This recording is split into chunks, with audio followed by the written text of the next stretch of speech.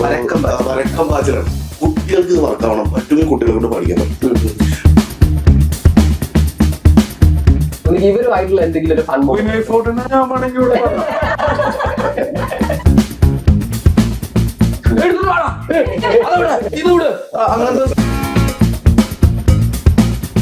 ചിലപ്പോ വേറൊരാളുടെ കൂടെ ഞാൻ ഇരിക്കുമ്പോഴോ അല്ലെങ്കിൽ അതിൽ വേറൊരാളുടെ കൂടെ ഇരിക്കുമ്പോഴോ അത് വേണമെങ്കിൽ സംഭവിക്കില്ല. അജ്മലിനെ തമ്മിൽ പറ്റും. അവനെ ഇന്റർവ്യൂ കണ്ടിട്ട് പിടിച്ചിരിക്കും. അത് ഇങ്ങേരെ അങ്ങ് വന്നിട്ട് അങ്ങ് തകർത്ത് മേയുവാണ് സത്യം. 2015 നമ്മുടെ അനുപമ നേരിയായിട്ട് വന്നു. അത് നേരി കിട്ടിയില്ല, അതുകൊണ്ടാണ് ഇപ്പൊ കൈകേയായിട്ട്. ഞാൻ അതിനു വേണ്ടി ഇത്ര കാശ് ചെലവാക്കില്ല.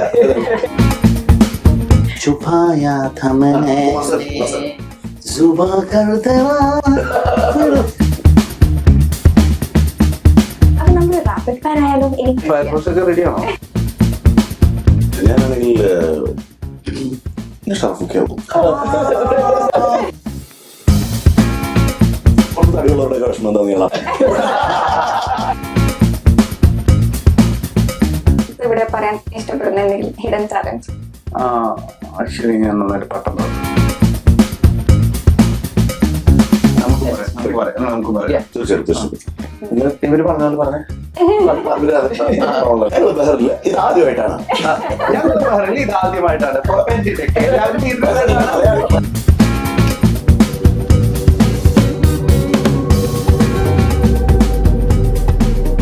Welcome to dialogue cafe.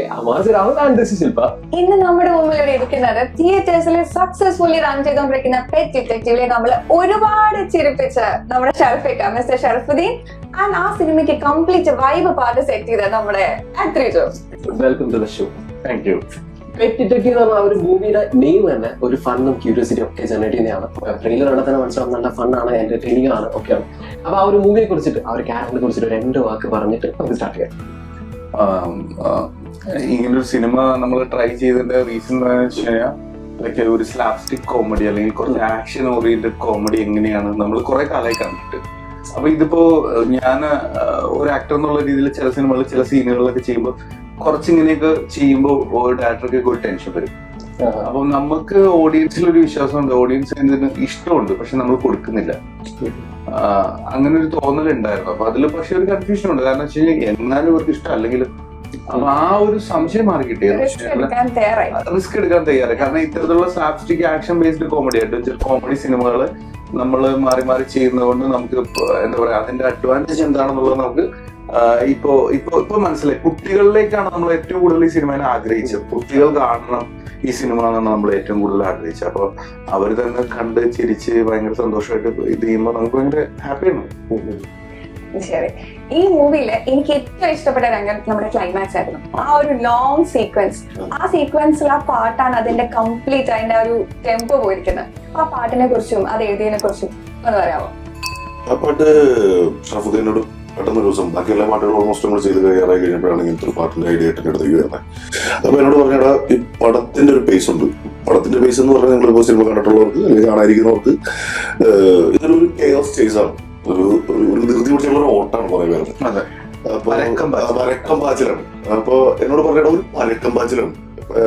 എന്നോട് ഒരു കാര്യം മാത്രമേ ഷറഫൊക്കെ പറഞ്ഞുള്ളൂ, കുട്ടികൾക്ക് ഇത് വർക്കാവണം, പറ്റുമെങ്കിൽ കുട്ടികളെ കൊണ്ട് പാടിക്കാൻ പറ്റും. അപ്പൊ കുട്ടികളെ കൊണ്ട് പാടിക്കാൻ പറ്റിയ കുട്ടികൾക്ക് വർക്കാവുക, പക്ഷെ വിഷ്വലിൽ ഫുള്ള് ആയവരാണ്, അതായത് അഡൽട്ട് ആയിട്ടുള്ള ആളുകളാണ്. അപ്പൊ ആ ഒരു ത്രെഡി പറഞ്ഞു, അങ്ങനെ ട്രൈ ചെയ്തു, അങ്ങനെ വർക്കായൊരു പരിപാടിയാണ്. ഈ പറഞ്ഞ പോലെ ക്ലൈമാക്സിൽ അത് പ്ലേസ് ചെയ്തായിരുന്നു ഞാനും ഫിലിം കാണുമ്പോഴാണ് അറിയുന്നത്. ബട്ട് അത് കുറച്ചുകൂടി എലവേറ്റ് ചെയ്തു ക്ലൈമാക്സ്. ആക്ച്വലി നമ്മുടെ എഡിറ്റർ നമ്മുടെ സിനിമയ്ക്ക് നമ്മൾ ഷൂട്ട് ചെയ്തൊരു സ്പീഡ് ഉണ്ട്. ഈ സ്പീഡിനപ്പുറത്തേക്ക് ഈ എഡിറ്റർക്ക് ആക്ച്വലി ഒരു പടം വേറെ രീതിയിൽ പുള്ളി ഒരു പേസ് ഉണ്ടാക്കി. പുള്ളി ഒരു പേസ് സെറ്റ് ചെയ്ത് സിനിമയ്ക്ക് എന്ന് വെച്ച് കഴിഞ്ഞാൽ അത് ഭയങ്കര ഇൻട്രസ്റ്റിംഗ് ആണ്. നമുക്ക് ഒട്ടും ലാഗ് അടിച്ചിട്ടുണ്ടാവില്ല. നിങ്ങൾ കണ്ടിട്ടുണ്ടെങ്കിൽ ഒരു തരി ലാഗ് ഇല്ല. ഇന്റർവെൽ ആയോ എന്ന് ചോദിക്കുന്ന ആ സ്പേസിലാണ് സിനിമ നിർത്തിയിരിക്കുന്നത്. അപ്പം അങ്ങനെ ചെയ്തോടത് ഇവരുടെ ഇപ്പൊ വരികളാണെങ്കിലും ഇവരുടെ മ്യൂസിക് ആണെങ്കിലും എന്താ പറയാ ആ സിനിമയുടെ കൂടെ തന്നെ നിൽക്കുന്ന രീതിയിലാണ് പോയിരിക്കുന്നത്. അപ്പം എന്താ പറയാ പക്ഷെ ഒരു നോർമൽ സിനാരിയോയിൽ ചിന്തിക്കുകയാണെങ്കിൽ ആ പേസിൽ ചിലപ്പോൾ ടെൻഷൻ വരും. അതെല്ലാം നമ്മുടെ ഒരു പുതിയ എങ്ങനെയായിരിക്കും ഒരു ഫൺ എന്റർടൈൻ ഒരു അഡ്വഞ്ചർ കോമഡി സിനിമ ഫാസ്റ്റ് ആയിട്ട് കണ്ടുപോകുന്ന ഒരു പടം എങ്ങനെയായിരിക്കും എന്നുള്ളത്. ഇപ്പൊ നമ്മുടെ എഡിറ്ററുടെയും ഒരു ഇതുണ്ട്. ഇപ്പൊ ലാസ്റ്റ് ഇപ്പൊ ക്ലൈമാക്സിൽ ആ സോങ് എഡിറ്ററുടെ ചോയ്സ് ആണ്. പുള്ളിയാണ് അത് എന്താ പറയാ ആ പാട്ട് അവിടെ പ്ലേസ് ചെയ്തത്. അത് ഭയങ്കര വർക്കായിട്ടുള്ള ഒരു പരിപാടിയാണ്. ഭയങ്കര ഹാപ്പിയാണ്. ഒരു ഫൺ മൂവി ആയതുകൊണ്ട് തന്നെ ബിഹൈൻഡ് സീൻസ് ഒരുപാട് ഫൺ മൊമെന്റ്സ് ഉറപ്പായിട്ടുണ്ടാവും. അതില് നമ്മൾ മെയിൻ ആയിട്ട് ഇപ്പൊ ഇവിടെ മിസ് ചെയ്യുന്നത് അനുപമ ആൻഡ് ഭയങ്കരമായിട്ട് മിസ് ചെയ്യുന്നുണ്ട്. അപ്പൊ എനിക്ക് ഇവരുമായിട്ടുള്ള എന്തെങ്കിലും ഒരു ഫൺ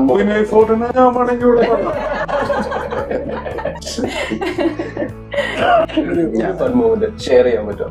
ബിഹൈൻഡ് സീൻ എന്താണ് അത് നിങ്ങളുമായിട്ടുള്ള? ഇല്ല, ഞങ്ങൾക്ക് മൊത്തം സിനിമയുടെ അകത്ത് ഒരുപാട് ഇതുണ്ടായിരുന്നു. പക്ഷെ ഫൺ മൊമെന്റ് എന്ന് പറയുന്നത് ഇപ്പൊ ഞാൻ പ്രൊഡ്യൂസർ ആയതുകൊണ്ട് ഇതിനൊരു ഫൺ മൊമെന്റ് എന്ന് പറയുന്നത് കറക്റ്റ് ആയിട്ട് ചിലപ്പോ എനിക്ക് എന്റെ അടുത്തല്ലാത്തൊരു ഇപ്പൊ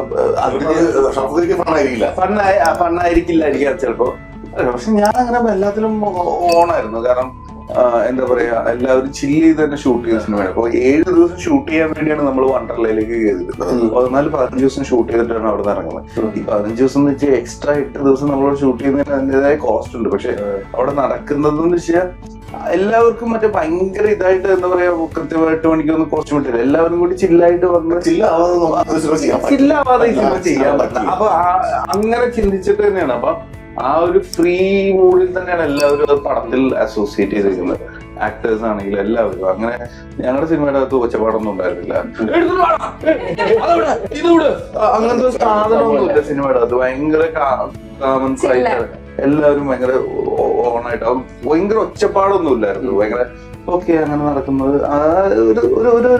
അതിന്റെ മൂഡിനെ കളയാതെ തന്നെയാണ് ശ്രമിച്ചത്. ഈ നമ്മൾ കോമഡിയിൽ പറയുമ്പോൾ ഇതിൽ ഏറ്റവും വലിയ എസൻസ് എന്ന് പറഞ്ഞാൽ ടൈമിംഗ് ആണെന്ന് പറയും. ബ്രോയ്ക്കത് വെറുതെ എന്താ പറയാ ഓർഗാനിക് ആയിട്ട് വരെയാണ്. എങ്ങനെ സാധിക്കുന്നു? അയ്യോ അത് ഇപ്പൊ ഞാനിപ്പോ അത് സീക്രട്ട് ആണോ? അല്ല, അത് ഒരുപക്ഷെ നമുക്കതങ്ങനെ വരുന്നുണ്ടാവാം. അപ്പോ ഞാനിപ്പോ അദ്രി ഞാൻ ഇരുന്ന് കഴിഞ്ഞാൽ ഞങ്ങൾ ഒരുമിച്ചിരിക്കുന്ന സംസാരിക്കുന്ന ഒരു ടെമ്പോ ഉണ്ട്. ആ ടെമ്പോ ചിലപ്പോ വേറൊരാളുടെ കൂടെ ഞാൻ ഇരിക്കുമ്പോഴോ അല്ലെങ്കിൽ അതിന് വേറൊരാളുടെ കൂടെ ഇരിക്കുമ്പോഴോ അത് വേണമെങ്കിൽ സംഭവിക്കില്ല. അജ്മലിനെ തന്നു കഴിഞ്ഞാൽ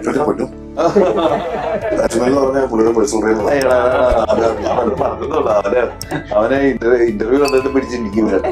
അപ്പം അപ്പൊ അങ്ങനെയാണ്. അപ്പൊ അതിന്റെ ഒരു നമ്മൾ ആൾക്കാരുടെ കൂടെ കംഫർട്ടബിൾ ആകുന്നു എന്നുള്ളത് പോലെ നമ്മൾ ഈ കോ ആക്ടേഴ്സ് ഭയങ്കര ഇമ്പോർട്ടന്റ്. നമ്മൾക്ക് ഒറ്റയ്ക്ക് ഒന്നും ചെയ്യാൻ പറ്റുന്നുണ്ട്. കോ ആക്ടേഴ്സ് ഭയങ്കര. ഇപ്പൊ നമ്മൾ പഴയ സിനിമകളിൽ ഈ ടൈമിങ്ങും കാര്യങ്ങളൊക്കെ പറയുമ്പോൾ നമുക്ക് തന്നെ അറിയാം പണ്ടത്തെ ഒരു ഫ്രെയിം നിറയെ ലെജൻഡ് എന്ന് പറയുന്ന അവസ്ഥയാണ് കൊണ്ട്.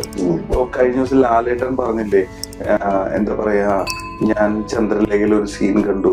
ആ സീനില് ഇപ്പോ ഞാൻ മാത്രമേ ഉള്ളൂ, ബാക്കി ആരും ഇല്ലെന്ന്. ഞാനപ്പോ വേഗം പോയിട്ട് ഞാനത് കണ്ടപ്പോ തന്നെ ഞാൻ വേഗം പോയി ആ സീൻ കണ്ടു. എനിക്കും തോന്നിയത് സത്യമല്ലേ ശരിക്കും ലാലേട്ടൻ എന്തായിരിക്കും ഫീൽ ചെയ്യാന്നുള്ളത് ഞാനിങ്ങനെ ആലോചിച്ചു. കാരണം അത് ഒരു ആക്ടർ എന്നുള്ള രീതിയിൽ ഇത്രയും ലെജൻഡറി ആക്ടേഴ്സിന്റെ കൂടെ വർക്ക് ചെയ്ത ഒരു മനുഷ്യൻ ഇപ്പൊ നമ്മളുടെ ജനറേഷനിലുള്ള ആൾക്കാരൊക്കെ ആയിട്ട് അസോസിയേറ്റ് ചെയ്യുന്നുണ്ട്. പക്ഷെ അങ്ങേര് കണ്ടത് ഫുള്ള് പുലികളെയാണ്. അപ്പൊ അതിന്റെ ഒരു വ്യത്യാസം ഉണ്ടാവും. എപ്പോഴും പുള്ളി അതായിരിക്കും ആലോചിക്കുന്നത്. നമുക്കാണെങ്കിൽ ലാലേട്ടന്റെ കൂടെ വർക്ക് ചെയ്തിട്ടുണ്ട്. പിന്നെ നെടുമുടി വേണിച്ചേട്ടന്റെ കൂടെയാണ് ഒരു വർക്ക് ചെയ്തത്. പക്ഷെ എനിക്ക് ഒരുപാട് പേര് മിസ് ചെയ്തു. എനിക്ക് KPCകൾ ചേച്ചിനെ മിസ് ചെയ്യാറുണ്ട്. അഭിനയിക്കണമായിരുന്നു എന്ന് എനിക്ക് തോന്നുന്നു. അനീഫ് എടാ നമ്മൾ ചിന്തിച്ച പ്രശ്നം ഈ മണിച്ചേട്ടന്റെ കൂടെ കോമഡി ചെയ്യണം എന്നുള്ളത്. കോമഡി ചെയ്യാമായിരുന്നു.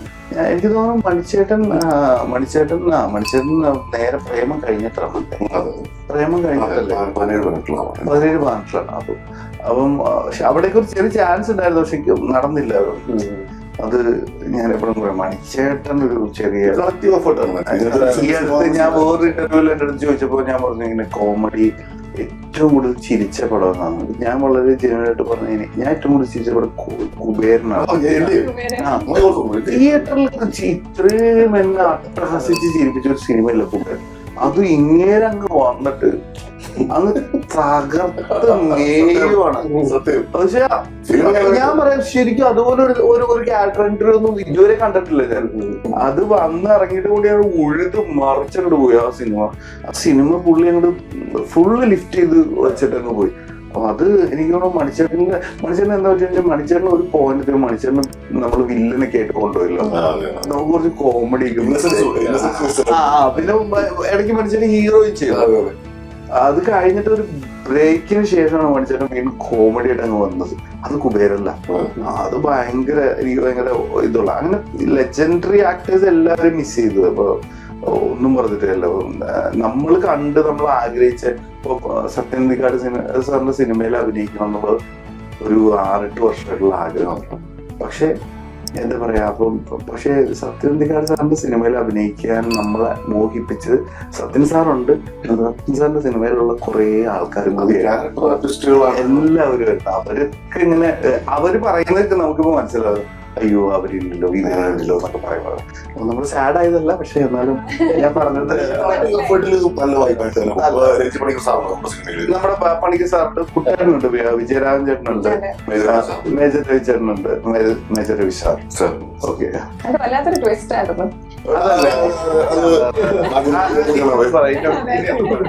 അതെല്ലാവരും കാണട്ടെ. ഞങ്ങളെ എന്തോ ഒരു സസ്പെൻസ് പ്രൊട്ടക്ട് ചെയ്യുക അല്ലെങ്കിൽ അങ്ങനെ ഉണ്ടായിരുന്നു ബുദ്ധിമുട്ടുള്ള കാര്യമാണ്. എനിക്ക് ഭയങ്കര പേടിയായിരുന്നു. ഇതെല്ലാവർക്കും ആദ്യം തന്നെ കിട്ടുമോ, കിട്ടിയായിരുന്നോ? ഒട്ടും കിട്ടില്ല. അതൊക്കെയാണ് നമ്മുടെ ഒരു സന്തോഷം. അത് ഒരിക്കലും മനസ്സിലാവാതെ തന്നെ സെക്കൻഡ് ഹാഫില് എന്നുള്ളൊരു മൊമെന്റ് എല്ലാവർക്കും കിട്ടുന്നത് തന്നെയാണ് നമ്മുടെ സന്തോഷം. ഭയങ്കര അടിപൊളി. റിയൽ ലൈഫിൽ ഒരു പെറ്റ് ലവർ ആണോ? ഞാൻ ആക്ച്വലി എനിക്ക് പെറ്റുമായിട്ട് അങ്ങനെ ഭയങ്കര ഇൻട്രാക്ഷൻ ഇല്ല. ഇപ്പൊ ഞാൻ ഈ ചുയി എന്ന് പറഞ്ഞ എന്റെ ഫ്രണ്ടിന്റെ പെറ്റുണ്ട്. അതിനാണ് എനിക്ക് ആക്ച്വലി എന്റെ അടുത്ത് കൊടുത്ത് അടുത്തറിയാവുന്നത്. പിന്നെ നസറിയുടെ ഓറിയോ എന്ന് പറഞ്ഞ പെറ്റുണ്ട്. അപ്പൊ അതിനൊക്കെയാണ് എനിക്ക് അറിയാവുന്നത്. അതല്ലാതെ വീട്ടിലില്ല. വീട്ടിൽ പണ്ടുണ്ടായിരുന്നു, ഒരു പൂച്ച ഉണ്ടായിരുന്നു. അതിനുശേഷം ഒന്നും അങ്ങനെ ജീവിതത്തിലെ ഓട്ടത്തിന്റെ ഇടയിൽ നമ്മൾ ഈ പറഞ്ഞ പെറ്റിനെയും കൂടി ഇല്ല. ഞാൻ എന്റെ വീട്ടില് പണ്ട് ഒരു ദിവസം മുന്നേ ഒരു ദിവസം രാവിലെ ഒരു പട്ടിയെ കൊണ്ടുവന്നു പോകണേ. അപ്പൊ അതിനൊരു കിട്ടിയ പേര് കിട്ടും, ടിങ്കു. ടിങ്കു. അപ്പൊക്ക് എന്നോടുള്ള ദേഷ്യം നമ്മളോടൊക്കെ എന്തെങ്കിലും ഹെൽപ്പായിട്ടിരിക്കുമ്പോ അത് നമ്മളോട് ഹെൽപ്പായിട്ട് കാണിക്കും, നമ്മളോട് കൂടുതൽ സ്നേഹമായിട്ട് കാണിക്കും. വീട്ടിലൊരു പെറ്റുണ്ട്, ടിങ്കു ആണ്. ടിങ്കു 2015 നമ്മുടെ അനുപമ നേരിയായിട്ട് വന്നു. അത് നേടി കിട്ടിയില്ല. അതുകൊണ്ടാണ് ഇപ്പൊ കൈകേയായിട്ട് ഞാൻ അതിനു വേണ്ടി ഇത്ര കാശ് ചെലവാക്കില്ല. ഒരു സാറ്റിസ്ഫാക്ഷൻ ആണോ? അതായത് അന്ന് ഞാൻ കിട്ടിയില്ല. അപ്പൊ ഇല്ല, ആക്ച്വലി അനുഭവം ഒരു പ്രത്യേക ക്വാളിറ്റി നമ്മള് ഈ സിനിമ പ്ലാൻ ചെയ്യുമ്പോൾ നമ്മൾ ആലോചിച്ച ഒരു അത്ലറ്റിക് ക്വാളിറ്റി വേണം. ഒരു ഓടുക, അല്ലെങ്കിൽ കുറച്ച് ചാടുക, അനുഭവം കിക്ക് ഉണ്ടല്ലേ ആ സിനിമ. ആക്ച്വലി വേറെ ആർക്കും ചെയ്യാൻ പറ്റുന്ന ഒരു കാര്യമല്ല. അങ്ങനെ അത്ര ഈസി അല്ല. ഭയങ്കര ഇൻട്രസ്റ്റിംഗ് ആയിട്ടാണ് ചെയ്തത്. അപ്പം അതൊക്കെ നമുക്കൊരു എന്താ പറയാ, ഒരു നമ്മൾ ആലോചിച്ച് അതിനൊക്കെ പറ്റിയ ഒരാളെന്നുള്ള രീതിയിൽ തന്നെയാണ് ഇപ്പം മേലേക്ക് എത്തിയത്. ഷറഫുഖാൻ എപ്പോഴെങ്കിലും കാണുമ്പോൾ ചോദിക്കണം എന്ന് വിചാരിച്ച ക്വസ്റ്റ്യാണ് പടക്കളം മൂവിയിൽ ഷറഫുഖയുടെ ആ ഒരു ചേഞ്ച് ഉണ്ട് സുരാജ് ചേട്ടൻ. അത് ഓരോ മാനേഴ്സും, അതായത് നമ്മുടെ സുരാജ് ചേട്ടന്റെ ഓരോ സംഭവങ്ങളും ഭയങ്കര ഇതായിട്ടാണ് ചെയ്തത്. ഇപ്പൊ നമ്മള് കാണുമ്പോൾ ആ ചിരി പോലും ആ ഒരു ഭയങ്കര മാച്ച് ആയിട്ട് അതിനുവേണ്ടി ഒരുപാട് എഫേർട്ട് എടുത്തിട്ടുണ്ടായിരുന്നു. ഇല്ലല്ലോ, ഞാൻ ശരിക്കും എനിക്ക് ഇല്ലെന്ന് പറഞ്ഞു കഴിഞ്ഞാൽ അത് ഇതിന്റെ എഫേർട്ട് എങ്ങനെ വർക്ക് ആവണമെന്ന് എനിക്ക് അറിഞ്ഞു. നമ്മൾ ചിന്തിക്കുന്നതിൽ ചിലപ്പോൾ ഉണ്ടാവുമായിരിക്കും. നമ്മുടെ ചിന്തയിൽ ചിലപ്പോ ഓക്കെ ഞാൻ ഷാജി സാറിനെ എടുക്കുന്നത്, ഷാജി സാർ ചെയ്യുന്നത് സുരാജ് ചേട്ടനാണ്, സുരാജ് ചേട്ടൻ ഒരു ഭയങ്കര ഇതായിട്ട് ചെയ്തു വെക്കുന്നതാണ്. അപ്പൊ ഞാൻ ആ ഇതിലേക്ക് മാറണം എന്നുള്ള ചിന്തയുണ്ട്. ഞാൻ അപ്പോഴും സ്ക്രിപ്റ്റിൽ തന്നെ നിൽക്കുള്ളൂ, അതല്ലാതെ ഇതില്ല. പക്ഷെ എനിക്കിപ്പോ സുരാജ് ചേട്ടനെ പോലെ ആണെന്നൊക്കെ പലപ്പോഴും പലരും പറയുമ്പോൾ ഞാൻ സത്യം ഇങ്ങനെ പറയുമെന്ന് അറിഞ്ഞായിരുന്നെങ്കിൽ ഞാൻ കുറച്ച് സുരാജേട്ടന്റെ സിനിമകളൊക്കെ എടുത്ത് അല്ലെങ്കിൽ കുറച്ച് സ്കിറ്റൊക്കെ എടുത്ത് വർക്ക് ചെയ്ത് ഞാൻ കുറച്ചും കൂടി വർക്ക് ചെയ്തതെന്ന് എനിക്ക് തോന്നി. പക്ഷെ ഞാൻ അങ്ങനെ ഒന്നും ചെയ്തിട്ടില്ല. ഞാൻ സുരാജേട്ടനെ എനിക്ക് സിനിമയിൽ കണ്ടറിയാവുന്ന സുരാജേട്ടനല്ലാതെ ആ സിനിമയുടെ ഷൂട്ടിംഗ് സമയത്തും കണ്ടതല്ലാതെ ഞാൻ വേറെ രീതിയിൽ അതിന് പ്ലാൻ ചെയ്തില്ല. പക്ഷെ എന്തുകൊണ്ടോ ഒബ്സർവിംഗ് സ്കിൽ ഉണ്ട്. അതിപ്പോ വിനയ് ഫോർട്ടിന്റെ കാര്യത്തിലാണ്, നമ്മൾ കൂടെ വർക്ക് ചെയ്യുന്ന ഫ്രണ്ട്സിന്റെ കാര്യത്തിലാണെങ്കിലും ഒക്കെ ഒബ്സർവിംഗ് സ്കിൽ ഉണ്ടെങ്കിൽ അതായിരിക്കും. ചിലപ്പോ ആ ഒരു കാര്യം വെച്ചിട്ട് മാത്രം അപ്രോച്ച് ചെയ്തു. നമുക്ക് ഒരുപാട് വിശേഷമൊക്കെ കേട്ടു. ഇനി നമുക്കൊരു ചേഞ്ച് ആയാലും പാട്ടുപാടെ ആക്ച്വലി ഷറഫുഖാൻ പാട്ട് പാടുന്നുള്ള സത്യം ബഹറിലെ മലയാളികൾ പാട്ട് രണ്ടാളും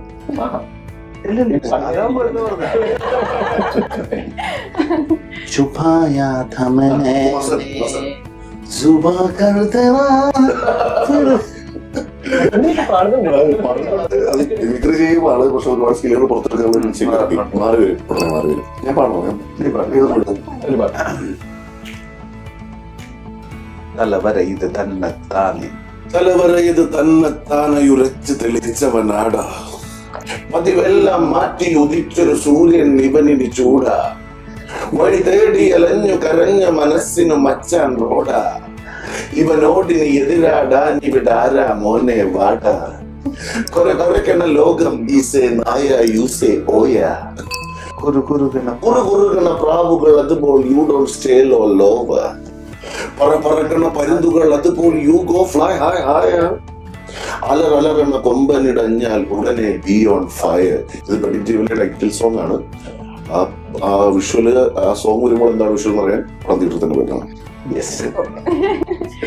അപ്പൊ നമ്മള് റാപ്പിഡ് ഫയർ ആയാലും ഇനി ചിന്തിച്ചിട്ട് ഉത്തരം റെഡിയാണോ? സിമ്പിൾ ക്വസ്റ്റ്യൻസ് ആണ്, ചിന്തിക്കാതെ പെട്ടെന്ന് പറയാം. ഞങ്ങളെല്ലാം ആലോചിച്ച് പറയാറുള്ളൂ. 3 വേർഡ്സിൽ പെറ്റിറ്റീവ് ഒന്ന് ഡിസ്ക്രൈബ് ചെയ്യാം. Fun adventure action. ഞാനും ഗസ് ചെയ്തായിരുന്നു. ഓക്കെ, നിങ്ങൾ റിയൽ ലൈഫിൽ പെറ്റിറ്റീവ് ആണെങ്കിൽ ഏത് കൈൻഡ് ഓഫ് പെറ്റ്സിനെ ആയിരിക്കും ഇൻവെസ്റ്റിഗേറ്റ് ചെയ്യാൻ ഇഷ്ടം? കേസ് ആക്ച്വലി മസായി മറയിലൊക്കെ പോയിട്ട് വലിയ കേസുകൾ പിടിക്കണമെന്ന് അടക്കള മൂവിയിലെ പോലെ ഒരു ക്യാരക്ടർ ചേഞ്ച് ചെയ്യാൻ പറ്റുന്നുണ്ടെങ്കിൽ ഏത് ക്യാരക്ടർ ആയിരിക്കും പെട്ടെന്ന് സ്വിച്ച് ചെയ്യാൻ പറ്റുന്നുണ്ടെങ്കിൽ? വേറൊരാളായിട്ട് വേറൊരാളുടെ ബോഡിയിലേക്ക് കയറാനല്ലേ പറയുന്നത്. ഞാനായിട്ട് അങ്ങനെയാണെന്നുണ്ടെങ്കിൽ മറ്റേ കുബേരൽ ചക്രവർത്തി. ആണെങ്കിലോ? ഞാനാണെങ്കിൽ ഷറഫുഖ് ആവും.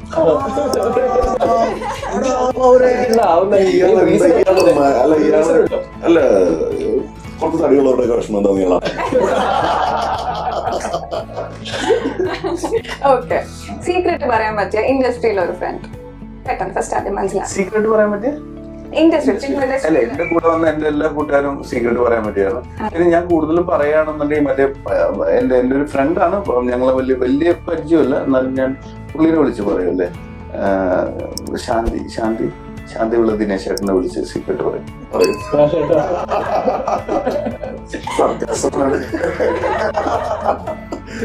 സീക്രട്ട് പറയാൻ ഏറ്റവും നല്ലൊരു മനുഷ്യനാണ്. ഏറ്റവും കൂടുതൽ റീടേക്ക് എടുത്തത് ആരാണ്? നമ്മുടെ പടത്തില്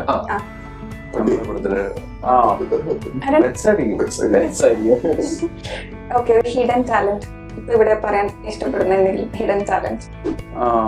ആക്ച്വലി ഞാൻ നന്നായിട്ട് പട്ടം പറത്തും. എന്റെ ഹിഡൻ ടാലന്റ്സിൽ ഒന്നായിരുന്നു പാട്ട് എഴുതുക എന്നുള്ളത്. കഥകൾ എഴുതാൻ ഇഷ്ടപ്പെടുന്നു. ഇൻസ്റ്റാഗ്രാമില് റീസെന്റ് ആയിട്ട് ആരെയാണ് ഫോളോ ചെയ്തത്? ഇൻസ്റ്റാഗ്രാമില് ലാസ്റ്റ് ആരെയാണ് ഫോളോ ചെയ്തത്? പക്ഷെ പെട്ടെന്ന് കിട്ടുന്നില്ല. ഞാൻ പറയാം, ഭയങ്കര അപ്ഡേറ്റഡ് ആയിട്ട് ഇൻസ്റ്റാഗ്രാമിൽ എല്ലാ നോക്കുന്നു. ഇല്ല അല്ല, ആലോചിച്ചിട്ട് ഞാൻ പറയാം. ഞാൻ ഏറ്റവും അവസാനമായിട്ട് ഫോളോ ചെയ്തത് എനിക്ക് തോന്നുന്നത് ബിജി എന്ന് പറയുന്ന ഒരു ആർട്ടിസ്റ്റിനെയാണ്. ബിജി എന്ന് പറഞ്ഞ ഒരു കുർദിസ്ഥാൻ ആർട്ടിസ്റ്റ്. ഞാൻ റീസെന്റ് ഒരു മിഡിലുള്ളതായാലും പറഞ്ഞാൽ മതി. റീസെന്റ് ആക്ച്വലി നമ്മളുടെ ഈ കുറച്ച് ഇൻഫ്ലുവൻസേഴ്സ് ഒക്കെ നമ്മുടെ പടത്തിന്റെ ഭാഗമായിട്ട് അസോസിയേറ്റ് ചെയ്ത് അതിലേതോ ഒരു ഇൻഫ്ലുവൻസറെയാണ് ഫോളോ ചെയ്തത്. റീസെന്റ് പുള്ളി ഭയങ്കരമായിട്ട് ഫോളോ ചെയ്ത ഒരാളായിട്ട് എനിക്ക് തോന്നുന്നത് എനിക്കും വളരെ ഇഷ്ടമുള്ള സുധീർ പടവലാണ്. ആക്ടർ ആയില്ലെങ്കിൽ എന്ത് പ്രൊഫഷൻ ആയിരുന്നേ? ബിസിനസ് ഒക്കെ ചെയ്യുമായിരിക്കും. പക്ഷെ ഞാൻ അങ്ങനെ സെറ്റിൽ ആവില്ല. എനിക്ക് തോന്നുന്നു വെച്ച് കഴിഞ്ഞാൽ അതാണെങ്കിലും ഞാൻ വേറെ എനിക്ക് ഇടയ്ക്ക് വേറെ പല ക്രേസും തോന്നാറുണ്ട്. പല ജോലികൾ ചെയ്യുന്നുണ്ട്. അപ്പൊ അതൊക്കെ ബാസിലാണെങ്കിലും ഊബർ ഓടിക്കാമോ. അതെന്ന് വെച്ചാൽ നമ്മൾ നിൽക്കുന്ന സ്പേസിൽ നിന്ന് നമുക്കൊന്ന് ഒരു എസ്കേപ്പും പരിപാടിയൊക്കെ ആയിട്ട് വേറൊരു ലോകം കാണാനുള്ള തോന്നലായിരിക്കും. ലോകത്തിൽ എല്ലാവരോടും ഇന്ററാക്ട് ചെയ്യാൻ തോന്നലായിരിക്കും. അപ്പൊ അങ്ങനെ തോന്നുകയാണെങ്കിൽ ഞാൻ ഈ അടുത്ത് നമ്മൾ എന്തോ പറഞ്ഞായിരുന്നു അങ്ങനത്തെ ഒരു കുറച്ചുകൂടെ ആളുകളുമായിട്ട് കമ്മ്യൂണിക്കേറ്റ് ചെയ്യുന്ന. അതെ, കുറച്ചുകൂടി മനുഷ്യന്മാരായിട്ട് മിണ്ടുന്ന ഒരു കുറെ ആൾക്കാരായിട്ട് ഇന്ററാക്ട് ചെയ്യാൻ പറ്റിയ ഒരു ജോലി ചെയ്യാൻ പറ്റിയ നല്ലതായിരിക്കും. ഒരു ഓഫീസ് അങ്ങനെയല്ല. ഞാനൊരു ഷെഫായിരുന്നു. ഞാൻ ഷെഫായിട്ട് തന്നെ ഫാൻസിന് ഒരു ബെസ്റ്റ് കോംപ്ലിമെന്റ് എന്താ? അവരെല്ലാം കോംപ്ലിമെന്റ് ചെയ്തോണ്ടിരിക്കുന്നത്. അതായത് എനിക്കത് ടച്ച് ചെയ്തു അങ്ങനെ ഒരു സംഭവം? ഞാൻ പറയാം, എനിക്ക് കഴിഞ്ഞത് തോന്നിയത് നമ്മുടെ കൊച്ചി പത്മയില് പടം കണ്ടിറങ്ങി കഴിഞ്ഞപ്പോ കുറെ അമ്മമാരും ഒന്ന് കെട്ടിപ്പിടിച്ചു പോയി. അതൊരു മൊമെന്റ്. അതൊന്നും പറയാ, അത് നമ്മളെന്താ പെട്ടെന്ന് ആലോചിക്കില്ല. അത് അതിലൊരു അമ്മ വന്നിട്ട് ഷർഫുദ്ദീൻ എവിടെയാണെന്ന് ചോദിച്ചിട്ട് എന്റെ അടുത്ത് വന്ന് ചോദിച്ചിട്ട് എന്റെ അടുത്ത് വന്നിട്ട് ഇങ്ങനെ ചോദിച്ചു, 150 പേര് പോലും ഇല്ല എന്ന് പറഞ്ഞിട്ട് ഇപ്പൊ കുറെ ആൾക്കാരുണ്ടല്ലോ എന്ന് പറഞ്ഞു. തിയേറ്ററിൽ നിറച്ച ആൾക്കാരായിരുന്നു. അപ്പൊ എനിക്ക് പെട്ടെന്ന് കണക്ട് ആയില്ല. പിന്നെ എനിക്ക് ആ വീഡിയോ കണ്ടതിന് ശേഷമാണ് അമ്മ പറഞ്ഞത് എനിക്ക് മനസ്സിലായത്. ഞാൻ അതിന് മുമ്പ് 4 ദിവസം മുമ്പ് ഫേസ്ബുക്കിൽ വെറുതെ ലൈവ് പോയായിരുന്നു. ലൈവ് പോയപ്പോ ഈ ലൈവിന്റെ കൗണ്ട് 150 പോലും ഇല്ലായിരുന്നു. ഞാൻ പറഞ്ഞു 150 പോലും പേര് പോലും ഇല്ലാത്തൊരു ലൈവിലാണ് സുഹൃത്തുക്കളെ നമ്മളെല്ലാവരും നിൽക്കുന്നത് എന്നൊക്കെ പറഞ്ഞ് ഞാനിങ്ങനെ പറഞ്ഞു. ഇത് ഈ അതിന് ശേഷം ഞാൻ പോസ്റ്റ് ചെയ്തപ്പോ കുറച്ചുകൂടി റീച്ച് ആയി എല്ലാവരും കണ്ടത്. അപ്പൊ എനിക്ക് തോന്നുന്നു ആ അമ്മ കണ്ടത് അപ്പോഴായിരിക്കും.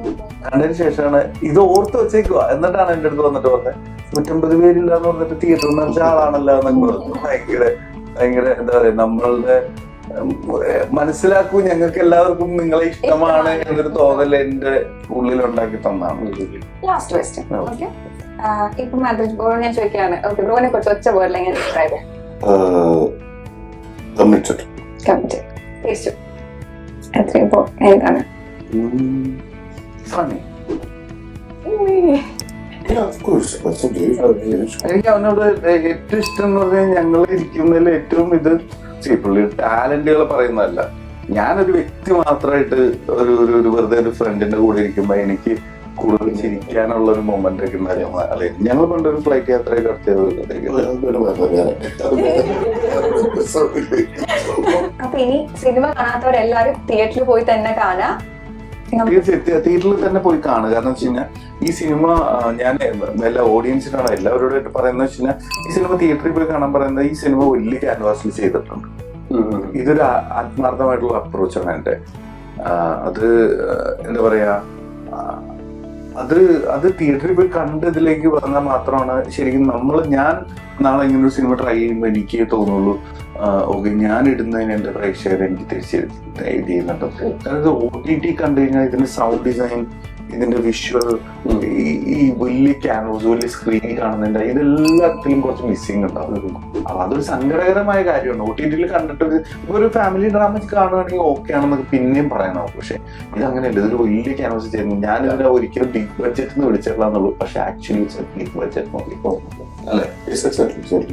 എനിക്ക് ഇഷ്ടമല്ല സിനിമയാണ് ബിഗ് ബഡ്ജറ്റ് എന്ന് വിളിക്കുന്നത്. ആ ടേം തെറ്റാണ്. കാരണം ഒരു പടത്തിന് ഡിസർവ് ചെയ്യുന്ന ബഡ്ജറ്റ് അതാണെങ്കിൽ അത് ആവശ്യമില്ല, അത്രയും കാശിന്റെ ആവശ്യമില്ലെങ്കിൽ അത്രയും കാശ് ഇടില്ല, അത്രേ ഉള്ളൂ.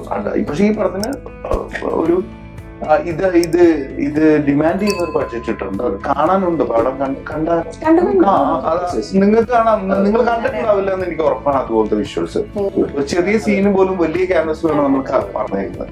അപ്പൊ അതുകൊണ്ട് തന്നെ അങ്ങനത്തെ ഒരു സിനിമ തിയേറ്ററിൽ തന്നെ എല്ലാവരും പോയി കാണാൻ എക്സ്പീരിയൻസ് ചെയ്യാം.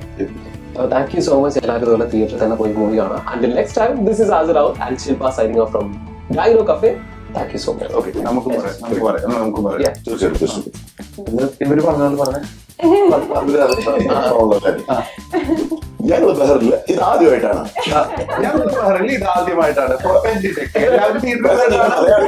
മലയാളി പ്രേക്ഷകരെല്ലാം വിശ്വസിച്ചുകൊണ്ട് ഞങ്ങൾ പ്രഡിക്റ്റീവ് എന്ന സിനിമ നിങ്ങളെ ഏൽപ്പിക്കുകയാണ്. നിങ്ങൾ കുടുംബസമേത സിനിമ തിയേറ്ററിൽ തന്നെ പോയി കാണുന്ന പ്രതീക്ഷിക്കട്ടെ.